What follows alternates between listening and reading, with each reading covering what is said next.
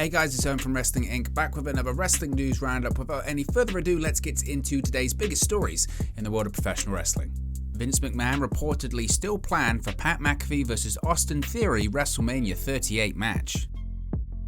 WWE Chairman and CEO Vince McMahon is reportedly still planned for a role in the Pat McAfee vs Austin Theory match at WrestleMania 38. As we've noted, it was originally reported that McMahon was set to actually wrestle McAfee on the grandest stage of them all, but then McMahon appeared on the Pat McAfee show and offered the SmackDown commentator a spot on the card, adding that they would find him a suitable opponent. That led to Theory being named as McAfee's opponent, and Theory has taunted McAfee on SmackDown since then. In an update, last Friday's SmackDown featured an angle where McAfee and Theory brawled at ringside in front of the announce table. The Wrestling Observer newsletter reports that the idea behind this angle was to lead to McMahon being introduced to the match in some capacity. Despite many rumours, it remains to be seen what Vince will actually be doing. It was noted that McMahon's role in the feud had been finalised as something different before, but then it was changed. McMahon is obviously going to do whatever he wants to do, and how much he will or won't do in the McAfee vs Theory program is something that maybe only he knows at this point. There's still no word within WWE on what Vince's actual role will be in the McAfee vs Theory match at WrestleMania, but we should know more after tonight's SmackDown on Fox episode from Charlotte. Kenny Omega recovering from surgery, update on his status. Kenny Omega is reportedly recovering from knee surgery and has other operations planned. Omega has been out of action since dropping the AEW World Championship to Hangman Adam Page at AEW Full Gear back on November 13. It was reported then that Omega had been in pain for a while, working with injuries that included shoulder, knee and abdominal issues among others. It was also noted that at that point, how AEW President Tony Khan told Omega to take as much time off as he needed. In an update, the Wrestling Observer newsletter now reports that Omega is recovering from knee surgery, and that will take around 10 weeks. Omega is set to go back under the knife at the end of March to repair a sports hernia. That recovery will take around 2 months. Besides the hernia surgery, Omega has had other issues that he is planning on taking care of before he returns to action. There is currently no time frame for his return. AEW console video game updates, story mode confirmed. New details are being revealed on the much anticipated AEW console video game. A new report from Fightful Select notes that there will be a story mode for the game and that some of the AEW wrestlers are giving input into the game's storylines. It was also noted that several members of the Ukes team that helped create the popular Raw vs SmackDown video games are also a part of the story mode process. While Ukes is known to be the developer of the AEW video game, no publisher has been announced. It's believed that once the publisher is confirmed, there will be more information released, such as release date and other details. Kenny Omega is said to be determined for the AEW video game to be a success, and word is that he understands how integral a great showing could be. The video game is reportedly coming along as AEW music producer Mikey Ruckus recently stated that there was a soft deadline for some of the music for the story mode to be completed the week before the recent AEW Revolution pay-per-view. Furthermore, new AEW Women's World Champion Thunder Rosa recently revealed that her prototype for the game has already been created and was shown to her. The official AEW video game is scheduled to be released on PlayStation 5, PlayStation 4, Xbox Series XS and Xbox One. The Undertaker turned down WWE Hall of Fame induction after Brock Lesnar loss. The Undertaker recently spoke with Dallas Morning News about being inducted into the WWE Hall of Fame. He is the headline name this year, and it's something that is overwhelming him. Big Evil admitted that this is the first time he's felt the pressure since the Boneyard match. Quote, "I'm a bit overwhelmed right now with the speech," Undertaker admitted. "It's the closest thing I've had to do since putting a WrestleMania match together. It's been pretty much pressure-free for the last couple of years since the Boneyard match. After a 30-plus year career with the WWE, the speech, and trying to be different and not to give the same thing that most people do, it's become a task all to itself." The Undertaker also admitted that this is actually the second time he's been asked to be inducted. Previously, the Phenom turned down WWE as he was not ready to wrap up his career at that point. Quote, "This is actually the second time that I was invited to the Hall of Fame, so I wasn't as shocked this time.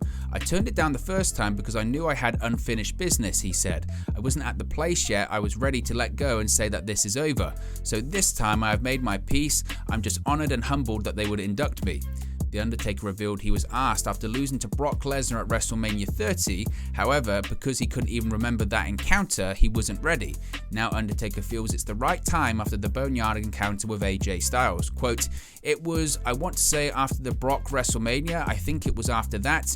In my head, I couldn't end on a match that I couldn't remember," Taker claimed. "I got concussed and I don't remember even having the match, so I wanted to at least have a match I could remember, so I kept working here and there for the next few years, trying to leave on an upbeat note. Fortunately, we had the Boneyard match and I said, alright, that's it, I think I'm good, and it's time to call it a day. Now here we are."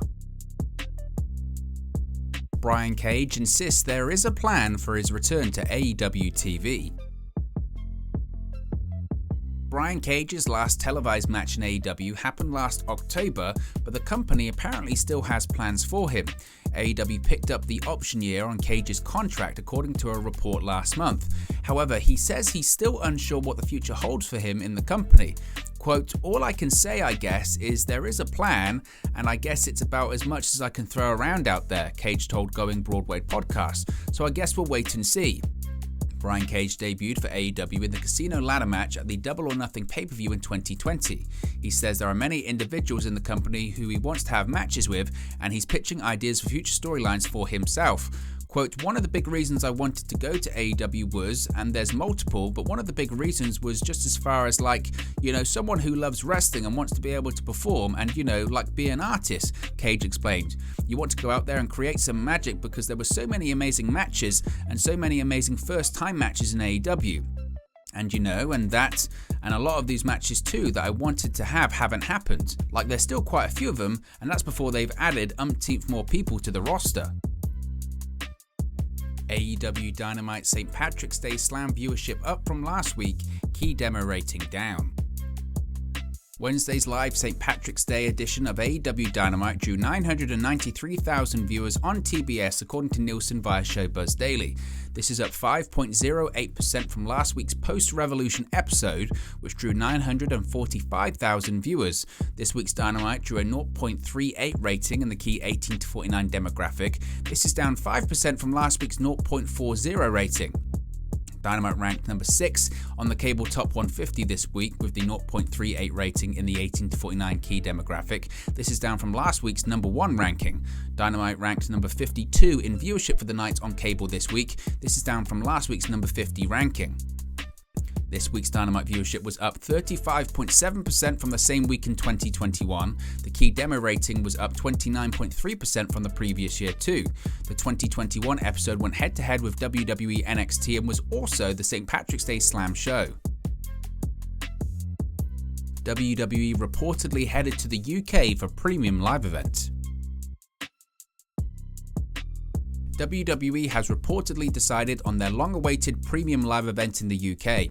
As we've noted, a special WWE event has been rumoured for the UK for years now, and there was talk in the fall of 2021 about possibly holding the 2022 SummerSlam event at the Principality Stadium in Cardiff, Wales, but there was also talk of WWE potentially running other UK venues in September.